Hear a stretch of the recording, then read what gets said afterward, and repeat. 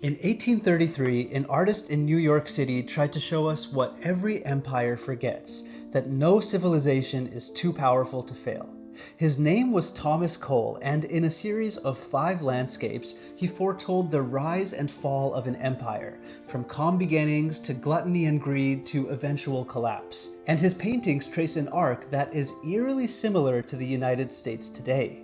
On this episode of Painting the Past, we'll learn about someone who wasn't painting the past. He was warning the future.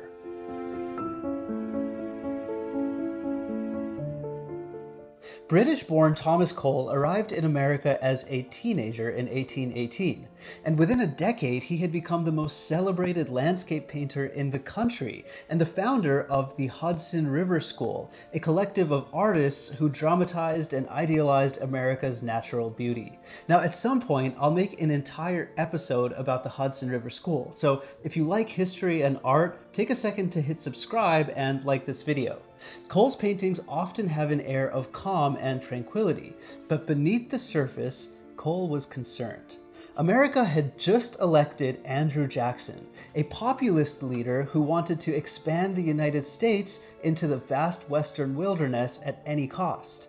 Andrew Jackson was a controversial president who in many ways is similar to the current president of the United States. He rose to power by promising to dismantle the elite, even though he himself was the elite, and he vowed to expand America at all costs.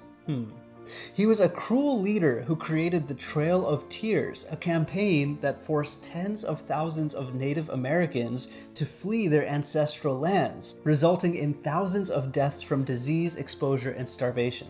To his supporters, this felt like the golden age of freedom, democracy, and American power.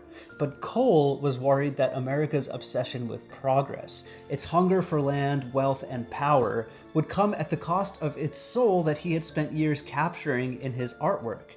So in the 1830s, America was changing. The Industrial Revolution was in full force, and everywhere you looked, textile mills spouted pillars of smoke into the once pristine air. Railroads cut across canyons and rivers. Factories replaced artisans, churning out mass-produced goods at the expense of workers' health and wellness. And while America seemed to be swept up in this growth and celebrated it as a path to glory, Cole had the foresight to notice that America was treading the same path as so many civilizations that have come before, one fueled by greed, one that favors destruction over equality, and one that invariably leads to collapse.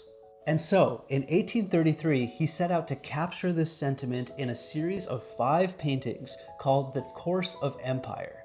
So here is the first of these, which Cole titled The Savage State, reminding us that even the most woke person in the 1800s was kind of a little racist. But moving past that little detail in the title, you see the tranquility of early modern humans, the symbolism of the sun emerging and the storm receding in the distance. Notice the mountain in the background, which you'll see in each of the subsequent 4 paintings. This one is giving new beginnings and fresh start. Slay. The second of these is titled The Pastoral State, and I think this whole series is advocating for a return or embrace to this stage of society. There's harmony between man and nature. You can see the joy in the villagers dancing. Ironically, this is in many ways what America had going for it before Andrew Jackson, before Thomas Cole, before Europeans arrived. And look closely here. There's a child drawing a soldier, a symbolic nod to an emerging military state. It's a beautiful scene, but something is brewing. Clouds are rolling in and the sun is starting to obscure. Let's head down to these shores, which is where the 3rd painting is set, titled The Consummation of Empire. The shores have turned into a bustling harbor, and we're witnessing a festival with a stately procession. Look closely at the central figure of that procession. Maybe a king or an emperor, the strong jaw, sharp features, dark hair. Is that Andrew Jackson?